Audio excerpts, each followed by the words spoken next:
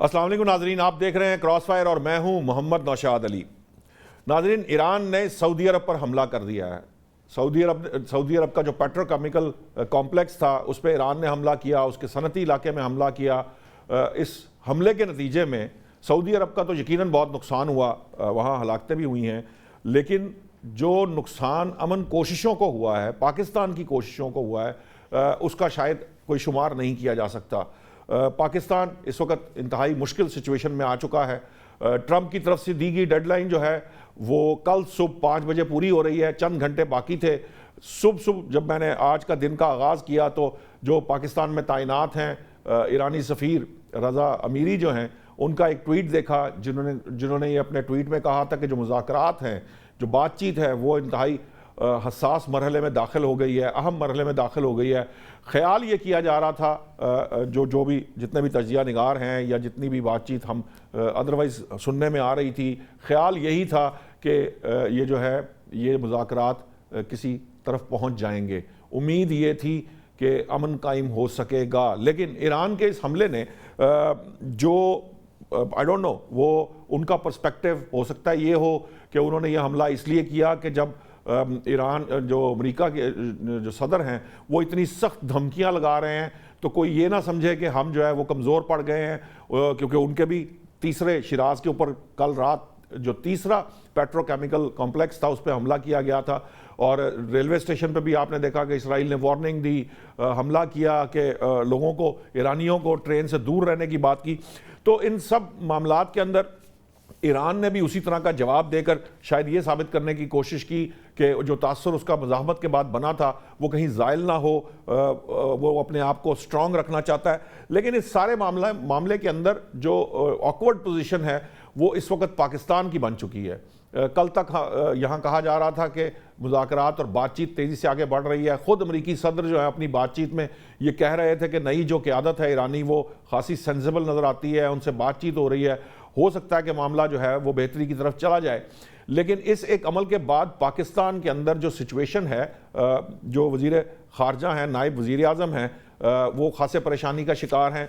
वज़ारत ख़ारजा को स्टेटमेंट देना पड़ा पहले कि ये जो है जो ईरान ने हमला किया है ये सऊदी अरब की सॉवरेनिटी पे हमला है, ये नहीं होना चाहिए था। उसके बाद कोर कमांडर्स कॉन्फ्रेंस हुई।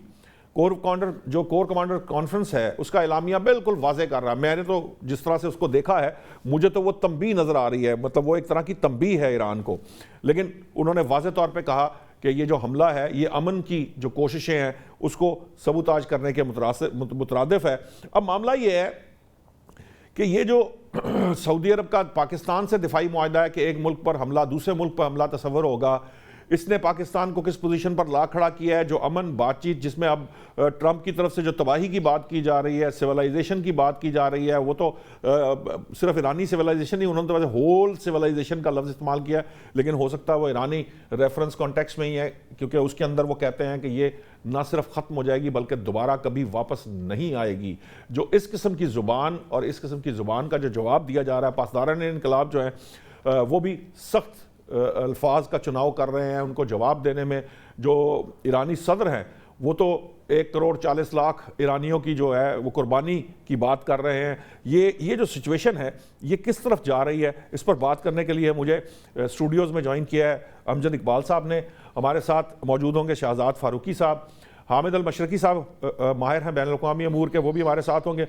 ब्रिगेडियर गज़नफ़र डार साहब ने हमें ज्वाइन किया। मैं पहले ब्रिगेडियर साहब, मैं सबसे पहले आपसे इस बारे में बात करना चाहूँगा क्योंकि कोर कमांडर्स कॉन्फ्रेंस हुई है, उसके अंदर उसका एलामिया सबके सामने आ चुका है। मुझे तो वो एक तरह की तंबीह लग रही है ईरान को, लेकिन जो सवाल है वो ये है कि ये जो कुछ ईरान ने कर दिया है इसके बाद भी क्या ये उम्मीद रखी जा सकती है कि जो चंद घंटे बाकी बचे हैं ईरान जो अमरीकी सदर की धमकी के बाद, क्या इस दौरान कोई ऐलान या कोई मुआहिदा तय पा सकता है?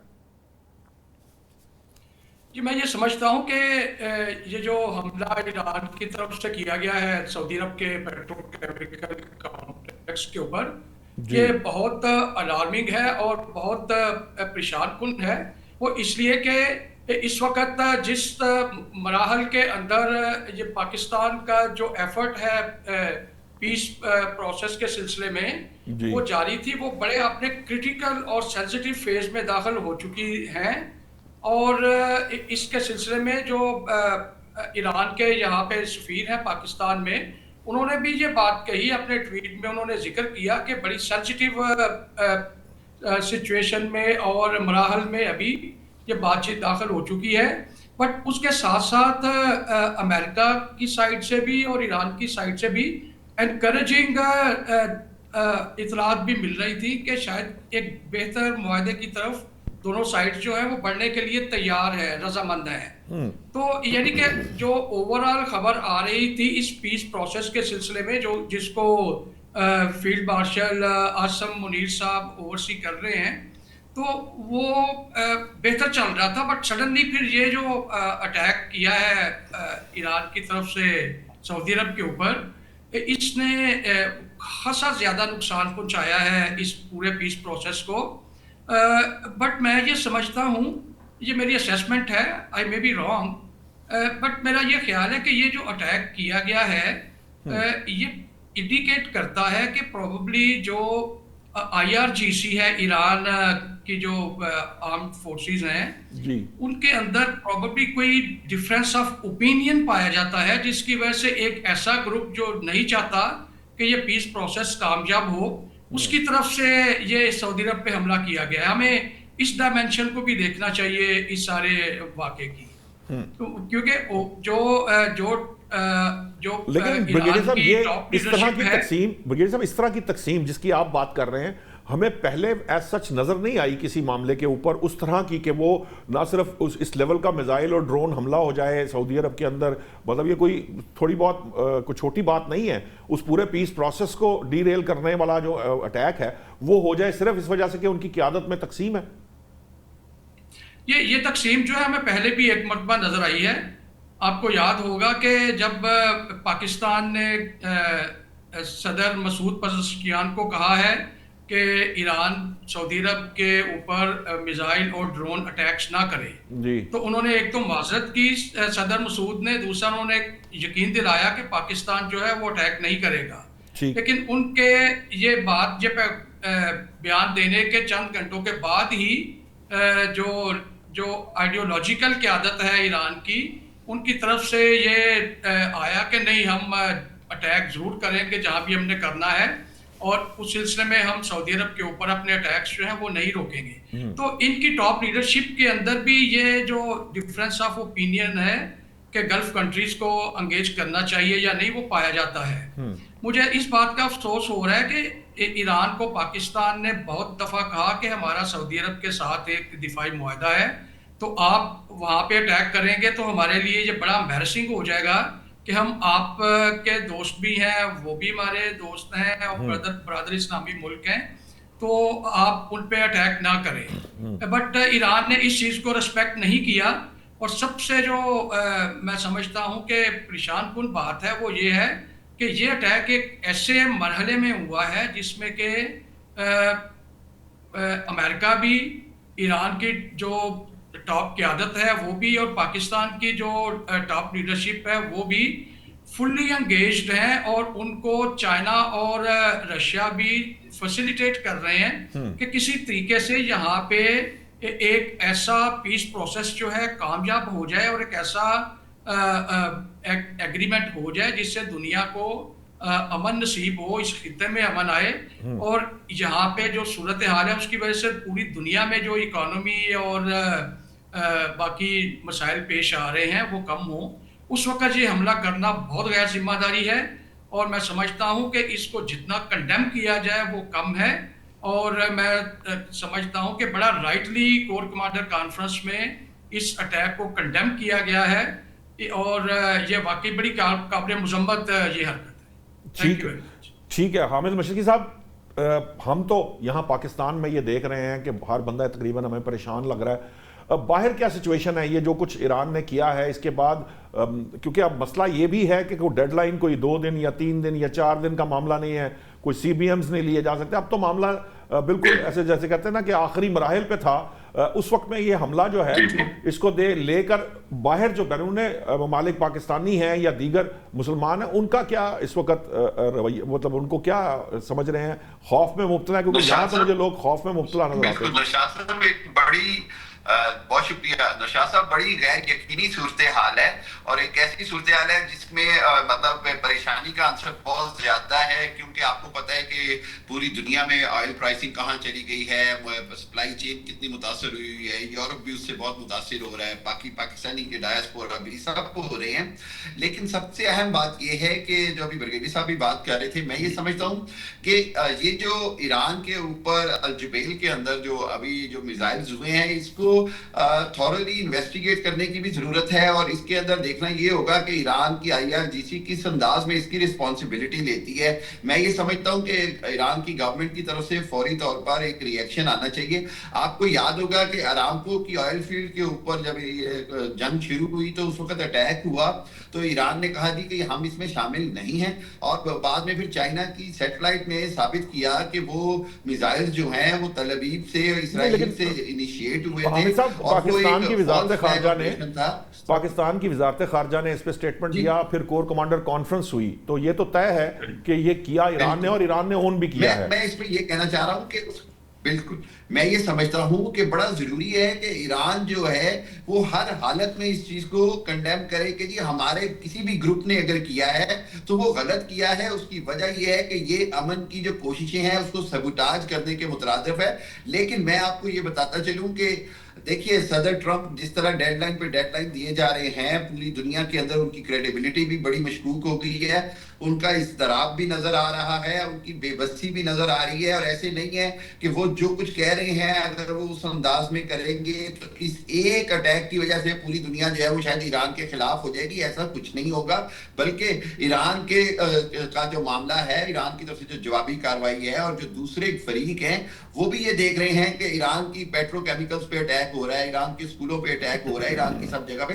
पाकिस्तान की जो नाजुक पोजीशन है वो ईरान को भी समझनी होगी, इससे कोई इनकार नहीं है। हमारा स्ट्रेटेजिक एग्रीमेंट है पाकिस्तान सऊदी अरब के साथ, स्ट्रेटेजिक एग्रीमेंट के बगैर भी हमेशा से खड़ा है। यानी सऊदी अरब के साथ तो हमारा एक अनडिक्लेयर एग्रीमेंट हमेशा से था कि हरमैन शरीफैन के हवाले से और सऊदी अरब की जो है सरजमीन के हवाले से। एक चीज हमें समझनी होगी वो ये कि मैं ये समझता हूं कि जो भी स्पॉइलर फैक्टर्स होते हैं, चाहे वो इसराइल के फैक्टर हो, चाहे वो ईरान के अंदर वो वाले फैक्टर्स हो जो शिद्दत पसंद हैं या एंटी सऊदी अरब या एंटी अरब कंट्रीज हैं, या वो फैक्टर जो अमेरिकन गवर्नमेंट के अंदर हैं, पीट हेग्सेट जैसे, जो किसी भी हालत में अमन नहीं चाहते हैं बल्कि तबाही चाहते हैं, उन सब को अवॉइड करने का, उन सब के साथ उनको डिफ्यूज करके ही अमन मुज़ाकरात कामयाब होंगे।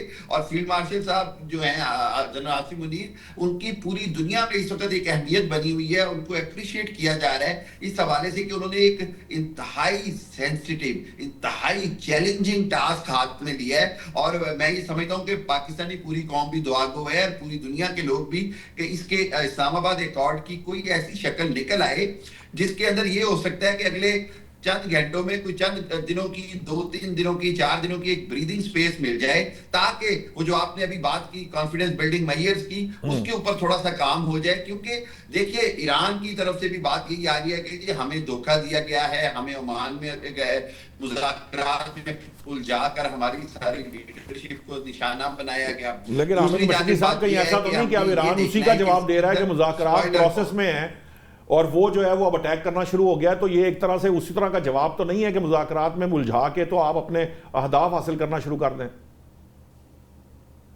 नहीं, बिल्कुल भी नहीं, बिल्कुल ये मैं समझता हूँ इसका कोई जवाब नहीं है। और मैं एक और आपको बात कहूँ कि ये अहदाफ हासिल भी नहीं हो सकते इस तरह। अहदाफ जो हैं वो खराब होते हैं। और सबसे बड़ी बात ये कि सबसे ज्यादा इसराइल की कोशिश है कि इस जंग के अंदर सऊदी अरब शामिल हो जाए, पाकिस्तान शामिल हो जाए और फिर अमेरिका और इसराइल बाहर होकर ईरान और सऊदी अरब की जंग का तमाशा देखें। देखें, पाकिस्तान इस सेंसिटिविटी को समझता है, पाकिस्तान इसी चीज को अवॉइड करवा रहा है इतने दिनों से। अगर सऊदी अरब और मुत्तहिदा अरब अमारात या बाकी ममालिक जंग में डायरेक्ट शामिल नहीं हुए तो वो सबसे बड़ी पाकिस्तान की कामयाबी है और पाकिस्तान का उसमें बड़ा किरदार है, चाइना का उसमें बड़ा किरदार है। बिल्कुल बड़ी खतरनाक सिचुएशन हो गई है सऊदी अरब में जुबैल पर अटैक से, लेकिन यहाँ पर वो अंग्रेजी में ग्लव्स कहते हैं कि sense must prevail, calmness must prevail, और सबसे बड़ी बात यह कि you have to identify the spoilers in all the factors, whether it's in Iran government, whether it is in पासदारान इंकलाब IRGC, इन सबको आइडेंटिफाई करके आपको मुज़ाकरात को के अमल को जारी रखना है, क्योंकि जंग खत्म होना, जंग रुकना इस वक्त पूरी दुनिया के लिए नागुज़ीर है। अगर वो सदर ट्रंप की धमकियों का 10% पर भी अमल हो गया तो फिर ये जंग जो है वो बहुत फैल जाएगी। ईरान जो है वो पूरी दुनिया में लेजिटिमेट अमेरिकन एसेट्स के ऊपर टारगेट करेगा, जिसके जवाब में और कौमें ईरान ने तो कहा है कि मैं खित्ते से बाहर भी जो है ना वो मामला हमले की बात हो रही है। जी वो तो ईरान ने भी कहा है कि मामला जो है वो खित्ते से भी बाहर निकल जाएगा, मैं खित्ते से बाहर निकल के भी वो अटैक कर सकता है। शाहजाद फारूकी साहब, ये बड़ा जो ये डेडलाइन पे डेडलाइन वाला मामला है, 5 के करीब डेडलाइंस चेंज की हैं ट्रंप ने, जो कुछ आज हुआ है, आपको उम्मीद है कि ये जो सुबह 5 बजे पाकिस्तानी वक्त के मुताबिक की जो ये इस वक्त डेडलाइन है, क्या ये आगे बढ़ सकती है? बिस्मिल्लाहिर्रहमानिर्रहीम, बहुत शुक्रिया नौशाद साहब। अच्छा नौशाद साहब, होने को तो कुछ भी हो सकता है, लेकिन सदर ट्रंप जिस तरह से डेडलाइन को एक्सटेंड करते चले जा रहे हैं, तो उनके ट्रैक रिकॉर्ड को देखते हुए मैं इस डेडलाइन को कोई हतमी नहीं समझता हूँ, इससे आगे जाया जा सकता है। लेकिन मसला ये है कि ये मामला आप ये अगर कोई बंदा समझ रहा है कि ये दिनों में हल हो जाएगा तो ये हफ्तों की बात है, शायद महीनों की बात है, लेकिन ये मुझे दिनों में हल होता हुआ नजर नहीं आ रहा, और ये मरहलावार तय होगा जब कभी भी होगा। असल में मेरा तो माथा उस वक्त ठनका था जब आपने इंटरनेशनल मीडिया पे इस्लामाबाद अकॉर्ड की बाज़गश्त सुनी थी। इसका मतलब ये था कि आप उन लोगों को क्यों दे रहे हैं जो कि बेसिकली स्पॉइलर हैं। इस सूरत हाल में इसराइल जो कि अमेरिका के कंधे पे रख के ये सारी लड़ाई लड़ रहा है, तो उसका तो मकसद हल नहीं होता। इसराइली वज़ीर आज़म ने तो कहा है डोनाल्ड ट्रंप को, ये उनके एहलकार की रिपोर्ट सामने आई है कि उन्होंने कहा है कि इस जंग को अभी बंद ना करें, ये बहुत जल्दी आप जंग बंद कर रहे हैं। लेकिन उसमें कॉम्प्लिकेशन ये है कि जंग के खर्चे इस वक्त सारे के सारे फिलहाल अमेरिका खुद ही उठा रहा है, इसराइल के खर्चे भी वो खुद ही उठाता है। तो ऐसे में उनके मुल्क के अंदर जो हंगामे और जो वहाँ पे इस हवाले से एहतजाज हो रहे हैं, और जिस तरह से सदर ट्रंप की रेटिंग गिर रही है, और गो के अभी तो मुझे लगता है कि थोड़ी दुर्फितनी है कि उनकी दिमागी हालत की बायस उनका कोई मुआवजे की सूरत हाल भी हो सकती है, लेकिन यू नेवर नो, ये सूरत हाल चलती चलती वहाँ तक जा भी सकती है। सदर ट्रंप को बहुत कुछ सोचना होगा। उनकी एक पूरी एक यानी माइट की एक जो उनकी साख है वो इस वक्त ऑन स्टेक है, यानी इस वक्त स्टेक पे है, तो उनके लिए तो बहुत कुछ गंवाने को है। ईरान के पास तो गंवाने को कुछ नहीं है, आप उनका क्या करेंगे? देखें, जब आपने ये इस्लामाबाद अकॉर्ड की खबर सुनी, उसके फौरन बाद इसराइल की तरफ से ईरान के ऑयल फील्ड्स पर हमला हुआ था। अब ये उसका जवाब है। और दूसरी बात यह है कि मेरा मानना यह है कि जब भी कभी आप जंग से मुज़ाकरात की तरफ जाते हैं तो फ्रीकैन ये कोशिश करते हैं कि वो पोजीशन ऑफ स्ट्रेंथ से बात करें, वो पोजीशन ऑफ वीकनेस से बात ना करें। सो ये टॉक और फाइट जो है ये साथ साथ चलता है। आप अपनी ये बताने के लिए कि हम बिल्कुल गिरे हुए नहीं हैं, बिल्कुल आपके रहमो करम पर नहीं है, या आपकी शराइत पर आपके साथ बात करने को तैयार नहीं है। हाँ, बात करने को तैयार है और सारी दुनिया यही करती है, तरीका यही है। जहाँ तक सवाल है कि क्या कोई महदूद पैमाने पर कोई हथियार ऐसा इस्तेमाल हो जाएगा जो बड़े पैमाने पर तबाही मचा देगा, तो इंसानी तारीख में अभी तक ऐसा जो 2 मौके हैं वो दोनों के दोनों अमेरिका के हिस्से में लिखे हुए हैं। तो ट्रंप साहब अगर बैठे हैं तो वो कर तो सकते हैं, लेकिन इसके कॉन्सिक्वेंस जो है वो बहुत लंबे चौड़े होंगे, क्योंकि मेरा मानना ये है कि अगर आप सिर्फ खदशे की बुनियाद पर जो सॉवरन ममालिक हैं उनके ऊपर आप हमले करते रहेंगे, और किसी भी जवाब को जिस तरह के वो भेड़िए ने कहा था भेड़ के बच्चे को कि ये तुम, आपका राब्ता थोड़ा सा मुझे इसमें प्रॉब्लम हो गया। अमजद इकबाल साहब, किस सिचुएशन में इस वक्त पाकिस्तान, मैं इसलिए खुसूसी तौर पे आपसे पूछना चाहता हूं कि ये इस वक्त देखिए सऊदी अरब के मुआहदे के बाद अब सऊदी अरब भी तो पाकिस्तान से कुछ डिमांड कर रहा होगा ना। कोर कमांडर कॉन्फ्रेंस हुई है, भारतीय वजारत खारजा के तर्जुमान का बयान आया, तो ये इसने हमें किस जगह पर ला खड़ा किया है? और शाहजाद फारूकी साहब अगरचे कहते हैं कि कुछ वक्त होगा, कुछ मराहिल होंगे, कुछ टाइम लगेगा, वो ठीक है अपनी जगह, लेकिन क्या उतना वक्त है? अब तो मामला घंटों का, ट्रंप साहब क्या करते हैं क्या नहीं करते, डेडलाइन बढ़ाते नहीं बढ़ाते, ये अपनी जगह, लेकिन डेडलाइन एक मौजूद है। ख्याल ये था कि इससे पहले को मामला तय हो जाएगा, आपको लगता है को मामला तय हो सकता है अभी भी? देखिए, होने को तो जिस तरह से अभी बात भी हो रही थी कि जी कि किसी भी टाइम कुछ भी हो सकता है इसमें, और इस वक्त जब हम बात कर रहे हैं इस वक्त भी खबरें तो यही हैं कि जी कि बड़ी तेज़ी के साथ मुज़ाकरात तय पा रहे हैं और कुछ चीज़ें आगे की तरफ चल रही हैं। जहाँ तक हमले की बात है उसके ऊपर जैसे हमारे कोर कमांडर्स कॉन्फ्रेंस में कहा गया, वजारत खारजा ने कहा, उसकी मजम्मत की, हम सब पाकिस्तानी मजम्मत करते हैं कि जब सऊदी अरब का हवाला आता है तो हम ये कहते हैं, लेकिन ये थोड़ा सा हमें ये समझना चाहिए कि ये जो ईरान ने हमला किया उससे पहले किसने हमला किया? उससे पहले इसराइल ने हमला किया था ना। हाँ जी, वो इसराइल ने हमला किया, पेट्रोकेमिकल जो वो इसी तरह की तंसीबात के ऊपर हमला किया ना उन्होंने। और एक नहीं तीसरा, ये तीसरा नहीं, मैं ताजा तरीन कह रहा हूं। हाँ। कल की डेट में उन्होंने हमला किया, उसके जवाब में उन्होंने हमला कर दिया उसके ऊपर। ठीक है, पाकिस्तान चूंकि सऊदी अरब के साथ एक मुआहदे में है और हम उनके साथ चूंकि एक जज्बाती लगाव भी है सऊदी अरब के साथ, हम वहाँ पे हमला होता है, कोई भी करता है, चाहे ईरान करे या कोई और दूसरा मुल्क करे, हमें एक जज्बाती लगाव और एक मुआहदा, दोनों सूरतों में हमारी जिम्मेदारी है कि हम उनके साथ इज़हार यकजहती करें। और हमने किया, वज़ीर आज़म ने भी किया, दफ्तर खारजा ने किया, बाकी सब ने भी किया। लेकिन मामला ये है कि देखिए, इससे पहले जब मुज़ाकरात के ऊपर बात आगे चल रही थी, पहले मुज़ाकरात की मैं बात, जब पहले बातचीत हो रही थी, ये 2-3 हफ्ते पहले की मैं बात कर रहा हूँ, उस वक्त जब ये सारा सिलसिला, उस वक्त किसने ये सारा किया था? बल्कि उससे पहले आप ये जंग से पहले भी मुज़ाकरात हो रहे थे। जी। और ये था कि जब ये मुआहदा हो जाएगा, और खुद ट्रंप ये कह रहे थे कि हम मुआहदे के करीब हैं, हमें पहुंचने वाले हैं, अब ये होने वाला है। तो ईरान के ऊपर ये जब ये क़यादत शहीद हुई सारी, उस वक्त किसने हमला किया था?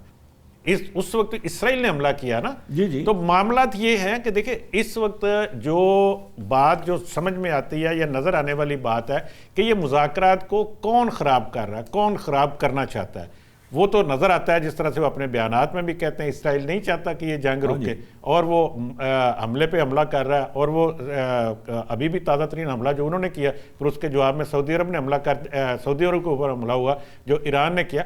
लेकिन उसके साथ साथ जैसे अभी फरूकी साहब बात कर रहे थे, वो बात ठीक है कि मुज़ाकरात रुके नहीं है। और इस वक्त मैंने फिर ये कहता हूँ कि जो बात हो रही है कि इसमें डेडलाइन है, डेडलाइन आगे चली जाएगी। ये पहले भी 3 दफा आगे जा चुकी है, उससे पहले भी 3 दफा टाइम देते, 5 दफा तकरीबन अब तक वो इसी फेज की मैं बात करूँ कि इसमें 3 दफा आ चुकी है ना डेडलाइन, ये तीसरी डेडलाइन है। 48 घंटे फिर एक दिन, फिर ये बिल्कुल ऐसे ही, तो ये आगे चली जाएगी। ये मैं डेफिनेट मैं कह रहा हूँ आपको कि आगे जाएगी ये, क्योंकि वो अमेरिका चाहता है कि इस जंग से निकले। अब इसराइल नहीं चाहता कि अमेरिका निकले इससे। और जो अमेरिका के अंदर जो ट्रंप के साथ हो रहा है और पूरी दुनिया के अंदर, इस वक्त तो वो अकेला लड़ रहा है। कोई ना यूरोपीय यूनियन उसके साथ, ना ऑस्ट्रेलिया उसके साथ, ना कोई मिडल ईस्ट उसके साथ। बेशक वहाँ पे यूएई में हमले हुए, बेशक बाकी जितने भी कतर के ऊपर हुए, कि कौन इस वक्त अमेरिका के साथ है? सब इस वक्त सऊदी अरब इवन के, क्या वो अमेरिका के साथ हैं? कोई नहीं अमेरिका के साथ। तो वो सब इस वक्त वो अमेरिका अकेला लड़ रहा है। ठीक है, इसराइल और अमेरिका अकेला ही हुआ ना, वो भी इसराइल, आप उसको अमेरिका ही समझ लें। और उसका वो हिस्सा जो है इसराइल वाला, वो चाहता है कि ये जंग जारी रहे और वहाँ पे नुकसान होता रहे। लेकिन जो जितना प्रेशर अमेरिका से, अमेरिका के अंदर से ट्रंप के ऊपर है, वो शायद उसको फेस ना कर पाए मजीद लंबा अरसा। हम सोचते हैं कि ये जंग जितनी, मैंने शायद आपको याद होगा कि हमने पहले जब ये शुरू में हुई थी तो उस वक्त ये बात हुई थी कि जितनी जंग लंबी जाएगी ना ये, उतना ये ईरान को फायदा होगा और अमेरिका का नुकसान है उसमें, क्योंकि बाकी लोग उसके साथ आने को तैयार नहीं है। जंग से पहले भी तैयार नहीं थे, जंग शुरू हुई तो उस वक्त के भी तैयार नहीं थे, और अब तो बिल्कुल भी तैयार नहीं है ना सारे। और क्योंकि उसने सब को नाराज कर लिया था। तो इस वक्त ट्रंप ये चाहते हैं कि ये जंग से निकला जाए, लेकिन वो धमकियां दे के, डरा के, धमका के वो अपनी मर्जी का मुआहदा चाहते हैं कि ये हो जाए। अब तो खैर उनकी शराइत पहले के मुकाबले में थोड़ी सी कम हो गई हैं। पहले तो बहुत कुछ था ना कि ये सारा मेरे से भी कुछ ऐड हो गई है ना, ईरान से अब आई है। अब ईरान से आ गई, तो ये बात ये है कि ये उसमें देखे, वो कहते थे कि मेरी मर्जी की वहाँ पे हुकूमत बन जाए, मेरी मर्जी का सुप्रीम कमांडर भी वहाँ पे हो, वो मैं खुद ही सुप्रीम कमांडर हूं, मैं खुद ही वहाँ पे हुकूमत भी बनाऊँ, तो ये करूँ वो करूँ। अब वो सारे मुतालबात खत्म हो गए। अब वो कहते हैं हरमुज़ खोल दें, और ये जो अब यूरेनियम पे आ गए हैं कि वो हमें दे दें। हो सकता है ईरान किसी और को दे दे यूरेनियम, ये भी तो हो सकता है ना कि वो किसी तीसरे मुल्क के हवाले कर दे कि चले जी, वो तो पहले भी कहते थे हम नहीं बनाते, और अब वो कह रहे हैं कि हमारी जो पाबंदियां वो भी खत्म करें, फिर हम इस पे आएंगे। लेकिन बात बहरहाल आखिरी ये है कि इस वक्त भी मुज़ाकरात जारी हैं। और होने को आज रात को भी ऐलान हो सकता है कि हम ये आप एक्सटेंशन की बात कर रहे हैं। जिस तरह से पाकिस्तान ने एक इस्लामाबाद अकॉर्ड की जब बात करते हैं, इस्लामाबाद के ऊपर कोई शक नहीं है कि बड़ा प्रेशर है, बहुत इस पोजीशन में है हम कि अगर खुदा न खास्ता ये चीज़ फाइनलाइज नहीं होती तो जिस तरह से पाकिस्तान का इस वक्त इमेज बना हुआ है ना, उसको कहीं को क्रिटिसाइज ना किया जाए, उसके ऊपर को हमलावर होंगे हमारे दुश्मन कि जी के पाकिस्तान ने ये देखें ऐसे ही किया, कुछ नहीं है, जंग वो नहीं तो रुकवा पहले भी सके। हमलावर हम पे वो हैं ही हैं, ये हैं ही है ना? भारत तो ये- तो हाँ। वो वहां पे इसराइली अकाउंट बना के और पता नहीं कौन कौन से अकाउंट हाँ। बना के, वो तो खैर एक मीडिया वॉर तो हमारे चल रही। सबसे ज्यादा तकलीफ भारत को ही है। और ब्रिगेडियर साहब, ये जो इस वक्त सिचुएशन हमारे सामने है, खुदा ना खास्ता अगर ये मामला हमारे किसी तरफ नहीं लगता और जो ट्रंप साहब हैं वो एग्जीक्यूट करने चले जाते हैं अपने उस प्रोग्राम को, सुबह 5 बजे जो उन्होंने दुनिया के सामने ये कहा हुआ है, दावा किया हुआ है, और इसकी डेडलाइन एक्सटेंड नहीं होती, आपको लगता है कि ईरान इस जो अमेरिका की तरफ से अब जो हमला होगा उसको सस्टेन कर पाएगा और फिर मामला जो है वो कंट्रोल में दोबारा आ सकेंगे ईरान के? क्योंकि वो तो कहते हैं कि 100 साल इतना नुकसान होगा कि 100 साल ईरान खड़ा नहीं हो सकेगा। बिल्कुल, देखिए अमेरिका की अगर हम कैपेबिलिटी देखें मजीद नुकसान करने की ईरान को, तो वो डेफिनेटली मौजूद है। और वो कैपेबिलिटी जो है वो मिलिट्री कैपेबिलिटी की शक्ल में दुनिया की वो जाहिर है मोस्ट एडवांस्ड आर्म्ड फोर्सेस है, मिलिट्री पावर है अमेरिका जो है, तो वो ईरान का नुकसान कर सकता है मजीद। पहले भी उसने ईरान को कम से कम 30-35 साल पीछे धकेल दिया है, जितना डैमेज किया है, वो मजीद भी कर सकता है, उसमें हमें शक नहीं होना चाहिए। बट हमें ये दुआ करनी चाहिए कि ऐसी सिचुएशन ना पहुंचे। मैं थोड़ा सा ये बात करना चाहता हूँ, ये जो अभी डिस्कशन हुई है इसके सिलसिले में कि देखें, ईरान का इजराइल पे अटैक करना या इजराइल का ईरान पे अटैक करना या अमेरिका का ईरान के किसी टारगेट पे अटैक करना या ईरान का किसी अमेरिका के टारगेट पे अटैक करना, ये बहुत मुख्तलिफ है इससे कि ईरान जो है सऊदी अरब के में किसी टारगेट पे अटैक कर दे। उसकी वजह यह है कि एक तो सऊदी अरब और पाकिस्तान का दिफाई मुआहदा तो है ही, मसला ये है कि इस वक्त सऊदी अरब का जो डिफेंस पार्टनर है पाकिस्तान, यानी कि वो मीडिएटर भी है, तो पाकिस्तान को बड़ी डिफिकल्ट सिचुएशन में डाल देता है कि मतलब एक मीडिएटर को ड्रैग इन करने की कोशिश कर रही है कि वो मीडिएशन को छोड़ के तो लड़ाई झगड़े में कूद पड़े। तो ये हमें थोड़ा सा फर्क समझने की जरूरत है कि सऊदी अरब पे जो अटैक है ईरान का, ये ऑर्डिनरी नहीं है कि जैसे इजराइल ने ईरान पे कर दिया या ईरान ने इजराइल पे कर दिया।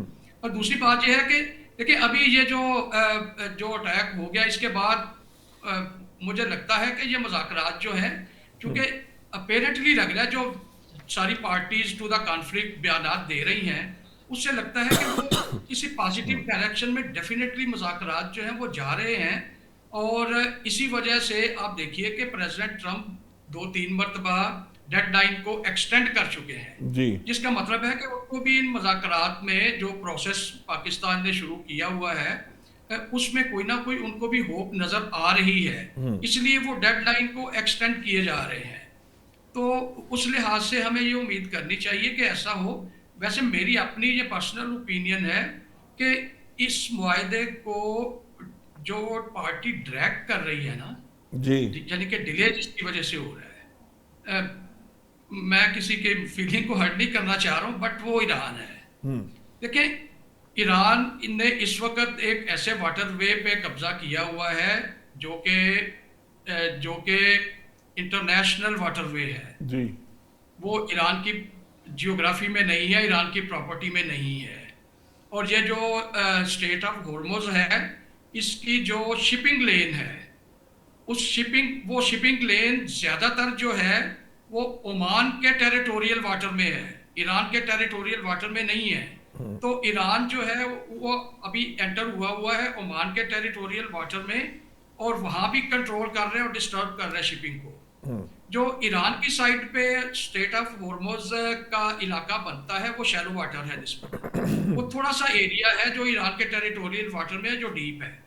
जो ज्यादा एरिया है जो डीप है वो ओमान के वो टेरिटोरियल वाटर्स में आता है। तो ये मतलब है, इस लिहाज से मैं समझता हूँ कि थोड़ा सा ईरान को ये जो नाट इसने पकड़ी हुई है स्ट्रेट ऑफ होर्मुज की, उसमें थोड़ी फ्लेक्सिबिलिटी दिखाना पड़ेगी, क्योंकि हमें ये समझना चाहिए इस वक्त जंग जो है उसमें विक्टोरियस कौन है, इसका फैसला इस पे होना है कि स्ट्रेट ऑफ होर्मुज खुली है या नहीं खुली। इसके ऊपर पाकिस्तान ने ये एफर्ट करनी है कि इसके ऊपर विन विन सिचुएशन हो जाए जी। विन विन सिचुएशन इस मुआहदे में होगी, ताकि दोनों पार्टियां जो हैं वो एक ऑनरेबल तरीके से डिसंगेज भी हो जाएं और मामला मजीद आगे ना बढ़े। ठीक। तो इस वक्त ये जो जंग है इसको और इसके रिलेटेड जो मुआहदा होना है, इन सारे मामलात का जो सेंटर ऑफ ग्रेविटी है वो एक्चुअली स्ट्रेट ऑफ होर्मुज है। जी ठीक बात है। तो इसलिए मैं समझता हूं कि इसके ऊपर ईरान को थोड़ी फ्लेक्सिबिलिटी जो है वो दिखानी चाहिए। ठीक। अगर इस पे फ्लेक्सिबिलिटी नहीं दिखाएगा फिर ये प्रेसिडेंट ट्रंप जो है वो अटैक करते हैं। ठीक है, आपका पॉइंट आ गया। मैं हामिद अल मशरकी साहब, मुझे तो ब्रेक का कहा जा रहा है, मैं सवाल आपके लिए छोड़े जा रहा हूं। जो इस वक्त सिचुएशन है, देखिए खार्ग जो है वो ईरान के कंट्रोल में है। वो जो इसका अपनाए होर्मुज का एक मेन एरिया है जहां से उसकी अपनी तरसील होती है सारी, वो अपनाए बाबुल मंदब को भी बंद करने की बात की जा रही है अगर ये जंग मजीद आगे कंटिन्यू करती है। तो इस सिचुएशन के अंदर जो इस वक्त हमारे सामने है, इस सिचुएशन के अंदर आपको लगता है कि चूंकि उसने शारक पकड़ी हुई है, क्या ईरान जो है वो आपने हरमुज को बगैर किसी शर्त के मनवाए खोल देगा? यानी वो शराइत जो वो चाहता है मनवाना, जिसमें चाहे सैंक्शंस हो, चाहे वो सिर्फ इसकी बात नहीं कर रहा, वो तो फ़लस्तीन और उनको भी बीच में शामिल करता है, ओमान को भी, लबनान को भी शामिल करता है कि वहाँ के मसाइल जो हैं वो भी इसके अंदर क्लियर किए जाएं।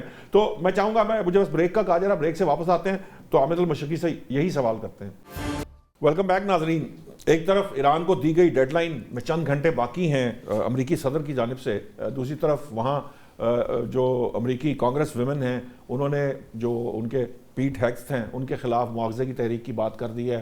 ख़ुद अमरीकी सदर के मुआवजे की भी बात की जा रही है। ये बात करने का मकसद, इस बात को करने का मकसद ये था कि वहाँ दाखिली प्रेशर भी ट्रंप के ऊपर बहुत शदीद होता चला जा रहा है। ऐसे में अगर ईरान जो है वो, चले ये तो अपने पे हमला ना होने की यकीन दहानी की हद तक तो बात, लेकिन अगर गज़ा, लबनान और ये सारे मामलात, और आपने हरमुज़ बंद कर देंगे, आपने बाबुल मंदब को भी बंद कर देंगे, हरमुज़ खोलेंगे, तो ये कोई फिर किसी तरफ लगेगी बात? कोई आपको लगता है कि ये बात आगे बढ़ पाएगी? देखिए नौशाद साहब, जो नेगोशिएशंस होती है ना, उसके अंदर फिर कुछ लो और कुछ दो के लिए आपकी कोशिश होती है कि आप बहुत ज्यादा डिमांड करें ताकि उसके नतीजे में आपको कुछ पोटेंशियल या कुछ टेंजेबल चीजें आप अचीव कर सकें। बुनियादी तौर पर एक बात देखनी होगी हमें कि ईरान के पास आपने हरमुज बंद करने के अलावा चॉइस क्या थी। देखिए, ईरान को ऊपर से बमबारी की जा रही है, ईरान के ऊपर फौजें तो उतारी नहीं अमेरिका ने, ठीक हो गया। दूसरी बात यह है कि ईरान, यही वो मिस कैलकुलेशन थी इसराइल की, अमेरिका की और सबकी, कि जी ईरान ये किसी भी हालत में अपना हरमुज बंद नहीं करेगा, जबकि ईरान ने वाज़ेह तौर पर कहा कि हम सब कुछ करेंगे। देखिए, एक तरफ अमेरिका है जिसमें आज सदर ट्रंप से सवालात के दरमियान 3 सवाल किए गए कि क्या आप नहीं समझते कि आप जंगी जराइम कर रहे हैं? क्या आपकी ज़हनी सेहत के बारे में मुआवजे की तहरीक पेश नहीं होने जा रही? ये सदर ट्रंप के मुंह के ऊपर सवाल किए गए आज की प्रेस कॉन्फ्रेंस में। और तीसरा सवाल यही किया गया कि क्या बच्चों पर हमला, क्या जो कुछ आप ईरान में स्कूलों के हवाले से कर रहे हैं, क्या ये सब कुछ जो है ये जंगी जराइम और जेनेवा कन्वेंशन की खिलाफ वर्जी नहीं है? जिसके ऊपर उन्होंने डिटाई से जवाब दिया कि जी मैं ये करता रहूंगा। मकसद कहने का ये है कि हमें ये देखना होता है कि जब इतनी ज्यादा जंगी कवानीन और इखलाकी कवानीन की धज्जियां उड़ाई जा रही हैं इसराइल की तरफ से और अमेरिका की तरफ से, तो ईरान के पास अगर चॉइस के तौर पे सिर्फ आपने हरमुज ही थी, और उसके बाद आपने देखा कि अगर ये आपने हरमुज बंद ना करता तो शायद पूरी दुनिया इस जंग से लाताल्लुक ही रहती, जितनी मर्जी तबाही होती रहती। सो इसके अंदर जो पूरी दुनिया, फलस्तीन के अंदर होता रहा, नेटो, अमेरिका, सबका इंटरेस्ट डेवलप हुआ है, सबको स्टॉक एक्सचेंज क्रैश हुई है, ऑयल की सप्लाई डिस्टर्ब हुई है, तो ही दुनिया बात कर रही है कि इसको अमन की तरफ ले जाया जाए, सीज फायर की बात की जाए, और वरना तो वो इसराइली मकासद पूरे हो रहे थे। और एक और बात जो है, वो लबनान के अंदर अभी तक 2500 जो है वो शहादतें हो चुकी हैं 36 दिनों में। 34 मुरब्बा किलोमीटर का वो इलाका जो बड़ा सेंसिटिव जनूबी लेबनान का इलाका है, जिसके तहत वो एक्सपेंशन और ग्रेटर इसराइल को जोड़ते हैं, उस पे इसराइल ने कब्जा कर लिया है। 25 लाख लोग जो हैं अभी तक डिस्प्लेस यानी कि वहां से मूव कर गए हैं। ये वो सूरत है जिसको मेरा ख्याल ये है कि अभी तक दुनिया के अंदर उस तरह से उसको कंसीडर नहीं किया जा रहा। ईरान जो है वो ये चाह रहा है कि इस सारे खित्ते के अंदर जो मामलात है इसराइल की दहशतगर्दी के, उसको वंस एंड ऑल सेटल किया जाए, ताकि एक बार ये जो बार बार हर 2 साल बाद जंग के बादल मंडलाते हैं। आपको याद है ट्रंप के पिछले दौरे हुकूमत में भी जंग जो है वो बिल्कुल इसी तरह सर पे आ गई थी। फिर उसके बाद सऊदी अरब ईरान की शुरू हुई, फिर इसराइल ने जो गजा में 2 साल में 1.5-2 लाख लोगों को शहीद किया। मैं ये समझता हूं कि अगर इस जंग के बाद, अगर इसके मुज़ाकरात के नतीजे में, जैसे फारूकी साहब ने कहा कि 6 महीने, साल, 2 साल लग गए, या जावेद इकबाल साहब कह रहे थे, एक बार इस मसले को फॉरएवर सेटल करने की बात की जाए, ये बड़ा इंपॉर्टेंट है। देखें, मेरा जो सारा एनालिसिस है उसके अंदर एक बात बड़ी क्लियर है, वो ये है कि ये पहला मौका है तारीख का, पहला मौका है कि इसराइल के साथ यूरोप नहीं खड़ा, इसराइल के साथ ऑस्ट्रेलिया जापान नहीं खड़ा, इसराइल के साथ खुद अमेरिका की जो नई जनरेशन है वो नहीं खड़ी। वो ये समझती है कि अमेरिका जो इतनी बड़ी ताकत है वो इसराइल के हाथों उसकी प्रॉक्सी बन रहा है, और अमेरिका के जो सारी जो दौलत है, जो सारे जराए हैं, जो सारी माइट है, वो इसराइल जैसा छोटा मुल्क, वो जो चंद सेहूनी लॉबी है, वो इसको एक्सप्लॉइट करती है, इनके कंधे पे बंदूक रखती है, अमेरिका को दलदल में फंसाती है। मैं ये समझता हूं कि अगर इस सिचुएशन से ओवरऑल हम समझे कि जो एक्सपेंशन ऑफ इसराइल के प्रोजेक्ट है उसको, मेरा ख्याल है कि आज वक्त आ गया है कि वंस एंड ऑल सेटल करने की बात की जाए, ताकि एक तो सीज फायर हो और दुनिया मुस्तकिल अमन की तरफ जाए। जो खित्ता हमारा कभी इराक जंग देख रहा है, कभी सीरिया शाम में जंग देख रहा है, कभी यमन में जंग देख रहा है, कभी उधर जंग देख रहा है, गजा की हालत हो रही है, लबनान में ये हो रहा है, ये सारा कुछ सेटल करने के लिए बड़ा जरूरी है कि अब दुनिया इसराइल को मुकम्मल तौर पर वो जो कहते हैं ना कि उसकी हैसियत में रखे और उसकी 2 रियासती हल की तरफ जाए और मामले को हमेशा के लिए सेटल किया जाए। मेरा ख्याल है कि इसके बगैर देर पा अमन नामुमकिन है। ठीक है शाहजाद फारूकी साहब, ये जो पिक्चर पोर्ट्रे की है हामिद अल मशरकी साहब ने, ख्वाहिश तो की जा सकती है, उम्मीद भी की जा सकती है, लेकिन मैं आपसे इसलिए ये बात पूछ रहा हूँ कि आपको लगता है कि ये जो कुछ होता रहा फ़लस्तीन के अंदर, हमने देखा, सबने देखा, लबनान में जो कुछ हो रहा है पूरी दुनिया देख रही है, एक अक़वाम मुत्तहिदा नामी इदारा भी है, वहाँ उसकी इस्लामती काउंसिल भी है, किसी और गैर जिसे कह लें कि मुस्लिम मुल्क के ऊपर को मामला ज़रा सा हो तो फ़ौरन फ़ौजें उतर आती हैं, वहाँ पे कुछ भी नहीं हो पाया। तो आपको लगता है ये मुसलमान ममालिक आपस में लड़ के एक दूसरे का गिरेबान पकड़कर, और अगर इस तरह की हालत के अंदर वो चीज़ें अचीव कर लेंगे जिनकी तरफ इशारा जो है हामिद अल मशरकी साहब कर रहे हैं, और क्या इसराइल ग्रेटर इसराइल के ऊपर जो अमल दरामद करने की कोशिश कर रहा है वो पीछे हट जाएगा, चाहे अमेरिका उसके साथ हो या ना हो? अच्छा, मैं बेसिकली बड़ा सादा सा प्रैक्टिकल आदमी हूँ। ये जो उम्मत का कॉन्सेप्ट हम लेके फिर रहे हैं, तो मेरे नज़दीक अब ये सिर्फ इकबाल की शायरी में रह गया है और किताबों में रह गया है। बाकी उम्मत वाला कॉन्सेप्ट अगर आपको अच्छा लगता है तो भले आप उसको लेके फिरते रहें। ये हमने जो जलालत ली है वो इसी तरह से ली है कि हम सब टुकड़ियों में बट गए हैं, और हर कोई, और सच्ची बात है, हर रियासत जो है वो अपने मुफादात के तहत कोई भी फैसला किया करती है। तो हम सादा हैं, और जो मीर जो है वो अमेरिका है, और अतार का लौंडा आपको पता है कि कौन है, और वही इस सारे खेल के पीछे मास्टरमाइंड है। और उसका पर्पस यही था कि ये किसी तरह से ईरान का मामला, चूंकि और उसको कोई इस वक्त चैलेंज है नहीं, पाकिस्तान और ईरान 2 चैलेंज है उसके साथ। ब्रिगेडियर साहब ने बहुत खूबसूरती से ये बताया कि इसको इतना सिंप्लीफाई नहीं करना चाहिए जो सऊदी अरब पर है। मैं उनकी बात से बिल्कुल एग्री करता हूँ, और लेकिन उसके साथ साथ मुझे मशरकी साहब के साथ भी बिल्कुल, ये चूंकि मेरा राब्ता कट गया, वरना मैं इसी तरफ आने वाला था कि आप इराक में जाते हैं और कहते हैं कि जनाब इधर वसी पैमाने पर तबाही मचाने वाले हथियार हैं तो हम उसको ढूंढने आए हैं। उसके बाद आप लीबिया में जाते हैं, ऐसी की तैसी कर देते हैं। उसके बाद आप जो है वो कहीं और चले जाते हैं, फिर आप उनका सदर उठा के ले आते हैं वेनेजुएला का। तो आप तो अब आप ईरान का क्या कसूर, क्या है, गलती क्या है, क्या मतलब उससे क्या मांग रहे हैं आप? एक स्टेट है जिसकी अपनी सालमियत है, उसका अपना सारा कुछ निज़ाम है।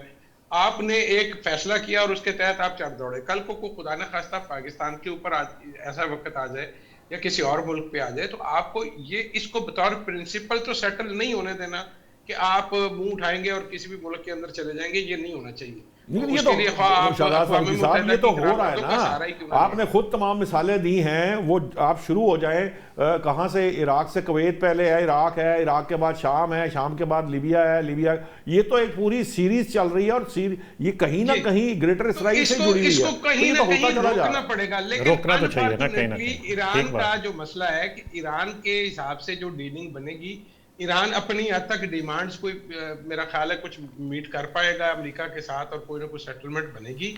अगर हम ये सोचे कि लिबनान को भी सेटल करना है, फलस्तीन को भी सेटल करना है, तो फिर ये कहानी जो है ना, वो कहते हैं ना कि मैं फिर ना ही समझा, तो वो फिर ना वाली कहानी है।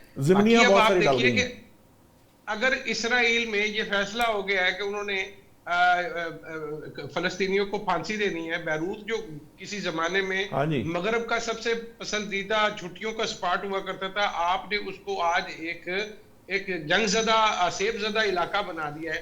तो मुसलमानों को इस तरह से इन्होंने पीसते रहना है। मशरकी तैमूर की दफा आपकी स्ट्रेटेजी कुछ और होती है, अक़वाम मुत्तहिदा भी कहीं और होता है, बाकी सारे स्टेक होल्डर भी कहीं और होते हैं। तो ऐसी सूरत में ईरान के पास कोई चॉइस नहीं था। तो मैं ये समझता हूं कि ईरान के पास जो चॉइसेस हैं वो उसी में से ही खेलते रहेंगे। हम भले उसको बुरा कहें, हम उसको हमारे लिए ये वो सूदमंद ना हो, लेकिन हमें ये भी देखना होगा कि वो किस स्टेट ऑफ माइंड में है और उनके पास ऑप्शन क्या है और उन्होंने इससे पहले अमेरिका का क्या देख रखा है। अब अमेरिका को पीछे हटना पड़ेगा, जूद या बदीर।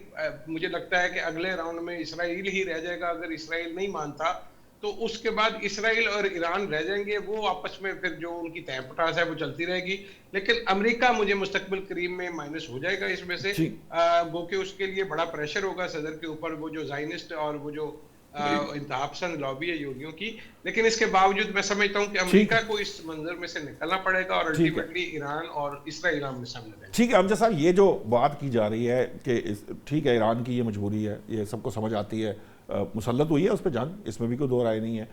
अब जो सिनारियो अभी शाहजाद साहब ने कहा है कि अमेरिका इसमें से निकल जाएगा, आपको लगता है कि अमेरिका वाकईतन इसमें से निकल जाएगा इसराइल के इस सारे मामले के अंदर से? क्योंकि अभी तक, कल तक जो प्रेस कॉन्फ्रेंस थी उसके अंदर जो the way he was talking, मतलब यूएस प्रेसिडेंट जिस तरह से बात कर रहे थे, वो बिल्कुल क्लियर कट ये बता रहा था कि मैं इसराइल की पुष्ट पे खड़ा हूँ और वो आइंदा भी शायद खड़े रहेंगे। वैसे मुझे एक बात बताइए, क्या आपको लगता है वो किसी नॉर्मल इंसान की प्रेस ब्रीफिंग थी? ये बिल्कुल डिफरेंट डिबेट है। ये तो मैं वैसे आपसे बात कर रहा हूं, उनके दिमागी वो तो उनकी दिमागी सेहत के ऊपर भी कह रहे हैं कि मामला जो है ना वो सोच रहे हैं। क्यों हुई? वो तो सवाल भी हुआ है उनसे कि आपकी दिमागी सेहत जो है उसके ऊपर भी अब उंगलियां उठ रही हैं, तो आप ये जो कुछ कर रहे हैं ये ठीक है अपनी जगह, ये अब एक साइड पे, मतलब ये ठीक है आपकी debate, but the point is कि वो आपको या दूसरे सूरत में कह रहे क्या अमेरिका इसराइल की पुष्टपनाही से बाहर आ सकता है, पीछे हट सकता है? अच्छा, मैं ये इसी वजह से सवाल ये कर रहा था कि ये देखिए बात ये है कि वो ये नहीं है कि वो एक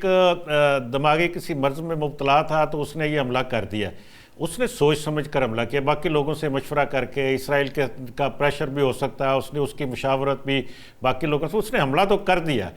अब जो कुछ उसके नतायज आ रहे हैं सामने, नो डाउट कि ईरान में बड़ी तबाही हुई, बहुत तबाही हो रही है, और लेकिन उसका जिस तरह से ईरान ने जवाब दिया, चाहे उसने हुर्मुज़ बंद करके दिया या बाकी मुल्कों के ऊपर, इसराइल के ऊपर, आज भी इसराइल के ऊपर उसके वो तीनों उसके जो डिफेंस सिस्टम से उसको ब्रेक करके वो ईरानी मिसाइल वहाँ पे पहुँचे, ठीक है। तो मामला ये है कि ये एक फ्रस्ट्रेशन है, मुझे तो जो लगता है उसकी दिमागी जो पोजीशन है इस वक्त, वो एक उसकी फ्रस्ट्रेशन है कि उसकी वो तवक्को से ज़्यादा नुकसानात हो रहे हैं, और वो नुकसान ना सिर्फ उसके माली नुकसान है ना, बल्कि उसके सफारती, पूरी दुनिया में वो अकेला है। मैंने पहले भी वो बात की थी, इस वक्त वो पूरी दुनिया में तनहा नजर आता है। अब वो निकलना इसलिए चाहेगा कि अंदर से, हम बार बार बात करते हैं कि जो इलेक्शन है उसके, ये 3 नवंबर को इलेक्शन है वहां पे, और उसकी मिड टर्म इलेक्शन है, और वो बहुत कुछ उसके ऊपर अगले 2 साल उसके ऊपर बेस करते हैं, और उसमें उसको शिकस्त नजर आ रही है। इस वक्त जो पॉपुलैरिटी उसकी जो है वो 32% के करीब चली गई हुई है।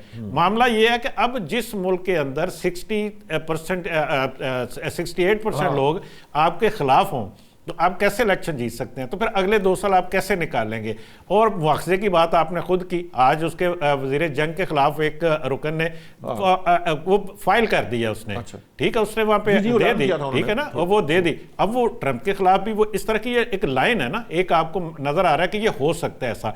अब इस सारे सिलसिले से निकलने की जो बात यही है कि वो इस मसले से निकलना अपने आप को कैसे चाहता है। वो चाहता है कि जी कि मैं कुछ ना कुछ दिखा के मैं, उसने फर्ज करें कल की प्रेस कॉन्फ्रेंस रात की, जो बड़ा इंतजार था 10 बजे ये करेंगे वो करेंगे, उसमें स्वाय इसके कि उन्होंने अपने एक एहलकार को जो कर्नल रैंक का उनका वो बताया उन्होंने खुद कि जी कि वो उसको रेस्क्यू किया उन्होंने।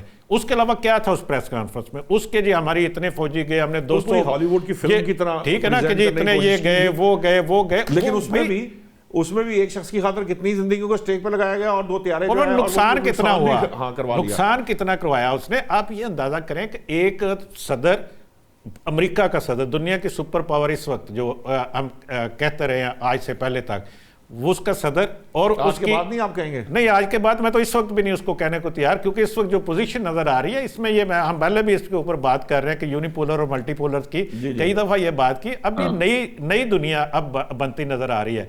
इसमें अमेरिका इस वक्त तनहा नजर आ रहा है आपको, और वो ट्रंप की वजह से है ये सारा। चाहे आप देखिए कि ग्रीनलैंड से उसने पीछे नहीं हटा, पीछे हटा उसके, नहीं ग्रीनलैंड को छोड़ा उसने, लेकिन ठीक है, ये ट्रंप हटा पीछे, यूरोप डट गया उसके ऊपर कि जी कि ये नहीं हो सकेगा। अभी यहां से भी उसने पीछे हटना, सिर्फ उसको फेस सेविंग चाहिए। इस वक्त जो है वो तबाही, उसके पास बड़े हथियार हैं, कोई शक नहीं है, लेकिन क्या हथियार पहले उसने कम फेंके हैं?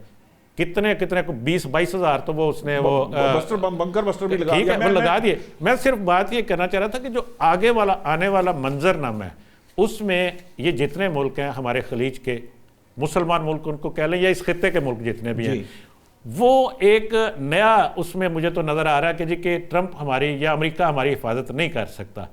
इसलिए हमें क्या जरूरत है, हम उनको एक महाना देते रहें या बता देते रहें, या उनको हम ये ट्रिलियंस डॉलर के हम उनको पैसे दें, जब वो आए दौरे के ऊपर तो सलामी पेश करें। 3 ट्रिलियन डॉलर की उनको सलामी हुई थी यहाँ पे, तो वो किस लिए हम पे उनको करते हैं? तो हम यहाँ पे कोई अपना लोकल अरेंजमेंट्स कर सकते हैं। और वो जो एक न्यू वर्ल्ड ऑर्डर आप उसको कह रहे हैं, लोग ये कह रहे हैं कि उसमें ये यूनिपोलर पे जा रहे हैं आप और नया वर्ल्ड ऑर्डर आ रहा है, नहीं वो आपकी उसमें बात वो दुरुस्त है। अमेरिका इसमें अमेरिका मुझे नजर नहीं आता उसमें। नहीं, वो ठीक है आपकी बात, लेकिन जो मैंने इस सारे प्रोसेस में जब हम डिबेट करते हैं, प्रॉब्लम ये है कि इस वक्त अमेरिका की जगह लेने के लिए कौन तैयार है, क्योंकि चीन 2050 तक किसी मामले के अंदर इन्वॉल्व नहीं है।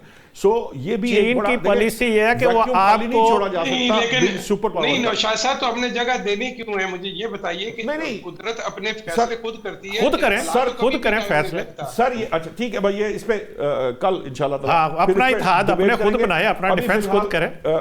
ये जो है ये बड़ा इंपॉर्टेंट है कि जो पिछले 70 साल का अरेंजमेंट हमारे पास था, क्या वो, एक तो पहली बात यह है कि वो अरेंजमेंट खत्म होने जा रहा है। अगर खत्म होने जा रहा है तो नया अरेंजमेंट क्या है, इस सारे के ऊपर हम डिबेट करते हैं। यूनिपोलर से मल्टीपोलर या मल्टीपोलर जो सिचुएशन है हमारे सामने बन पाएगी कि नहीं बन पाएगी, और उसमें जो इत्तेहाद सामने नजर आ रहे हैं जिसमें मुस्लिम या नॉन मुस्लिम के अलावा भी बहुत सारे जिसे कह लीजिए कि इत्तेहाद बन सकते हैं। आज तक के लिए इतना ही। कल हम नए मौजूआत के साथ हाजिर होंगे। मैं अमजद इकबाल साहब आपका बहुत शुक्रिया, ब्रिगेडियर गजनफर साहब आपका शुक्रिया, हामिद मशरकी साहब और शहजाद फारूकी साहब आपका भी बहुत बहुत शुक्रिया। कल नए मौजूआत के साथ हाजिर होंगे। अल्लाह निगहबान।